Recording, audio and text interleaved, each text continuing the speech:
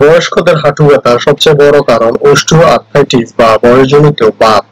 বয়স বাড়ার সঙ্গে সঙ্গে হাড় ক্ষয় হতে থাকে, জয়েন্ট বা অস্থিসন্ধির মধ্যে যে তরল থাকে তা কমতে থাকে, ফলে আরো বেশি হাড় ক্ষয় হয় এবং হাঁটুর গঠনের পরিবর্তন আসে। যাদের ওজন একটু বেশি তাদের হাঁটুতে আরো বেশি চাপ পড়ে, ফলে ব্যথা হয়।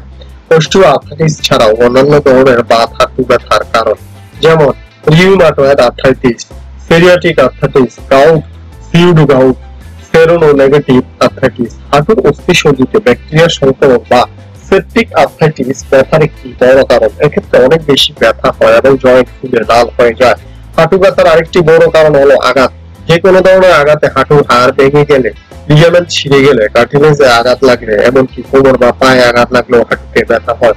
পায়ের মাংসপেশিতে অতিরিক্ত চাপ পড়লেও ব্যথা হয়। সিঁড়ি দিয়ে অনেক ওঠানামা করলে হাঁটু বারবার পাকাতে বা সোজা করতে হয়, ফলে ব্যথা হয়। এছাড়া দ্রুত দৌড়ালে, পাহাড়ে উঠলে কিংবা অনেকক্ষণ বসে থাকলেও বয়স্কদের হাঁটু ব্যথা হয়। আরেকটি বিরল কিন্তু মারাত্মক কারণ হলো হাড়ের ক্যান্সার। শরীরের অন্য কোনো জায়গা থেকে হাড়ে ক্যান্সার ছড়ালে, বিশেষ করে রক্তের ক্যান্সার হলে হাঁটুতে ব্যথা হতে পারে।